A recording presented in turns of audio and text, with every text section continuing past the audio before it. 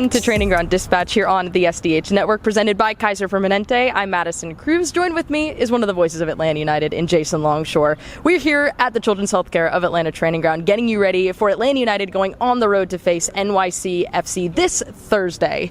Not Saturday, as one might be perceived to be as well. But crazy week, busy, hectic week for all of us here at SDH. But Atlanta United back on the road, trying to do something, trying to get some more positive momentum and get 3 points. Yeah, and it's not an easy place to do it, but it is against a team that you have some success with this season. The crazy 4-3 game at the Benz. Hopefully this one isn't that crazy, but you get the situation sometimes where you're coming off of an international break. Guys will be arriving for both teams kind of at the last minute in various states of fitness because there's games tonight. Like, I can't really even predict how some guys are going to come in because we don't know how many minutes they're going to play tonight. So both lineups are in flux. Both ideas of the way that these teams will look like are in flux. And that can create chaos. Yep. A miniature soccer pitch at Yankee Stadium can also create chaos. If you've ever driven bumper cars, it kind of has that feeling at times.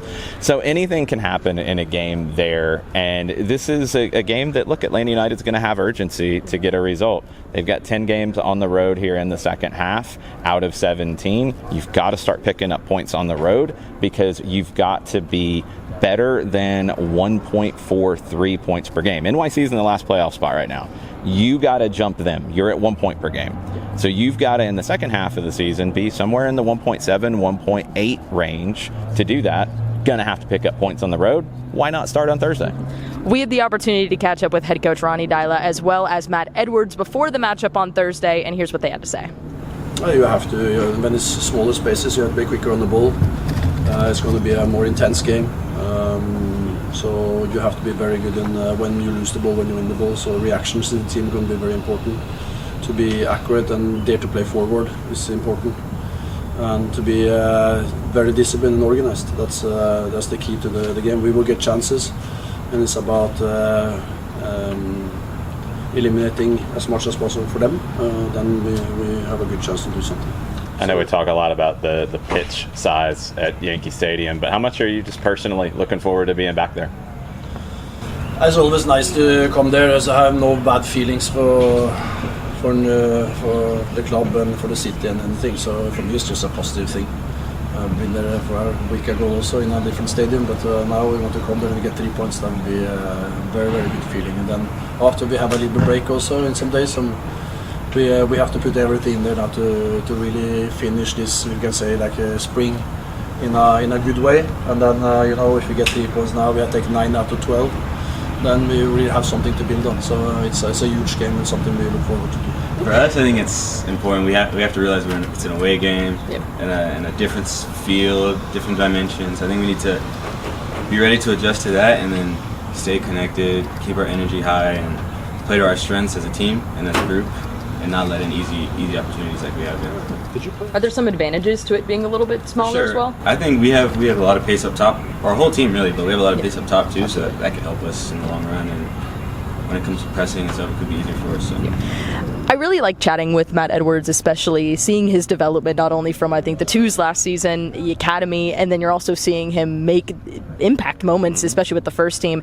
It is one thing that's so interesting what he said, especially talking about NYC. And, we talk about how small the pitch is. It's almost like you are playing bumper cars, but it has some advantages, especially when you are playing in such a small field because of the attacking force you have up top with Emmanuel Atilath, with Miguel Almiron, with Jamal Tiare. That high press can come in really, really clutch in some of those situations when you're trying to push them going forward, and it can pin them and allow you to do a little bit more things, especially with how technical this team can be on the ball. Yeah, you got to be locked in on a pitch like this because every time, even if teams aren't aggressive about closing you down on the ball, they're going to, because they're going to be standing next to you more than likely. And you're going to have the same opportunity too. That's the other side of this, is you're going to be close to the ball at all times. Matt's a player who has thrived in those moments, and he's really made this formation change with 3 center backs work because he's a right-sided center back who can turn into a right back when the wing back bombs forward. So you have the balance that you're looking for. Sometimes when you see teams go to a line of 5, they lose balance. Yeah. I think Matt Matt is the one who provides the balance for this back line right now. So he's a very critical part of what Ronny Deila wants to do, whether it's Saba Lobjanidze or Brooks Lennon as the right wing back. Both of them want to go forward. Matt gives them the ability to go. I think when you look at what Ronny wants out of this team, it's exactly what Matt said. You want to be able to step up high and press. You want to be disruptive. You know, we had the chance to talk to Ronny yesterday, and he wants his teams to be known for being difficult to play against. Pressing is a big way that you can be difficult to play against. This team's got to be better in that regard. On a small pitch, maybe it gives you a little bit more of that oomph to get forward because you're right next to the ball at all times. So go ahead and press and be aggressive, and then you'll be able to track back and get back quickly because the field is very small. I mean, I hate to keep coming back to that, but it is a factor in this match.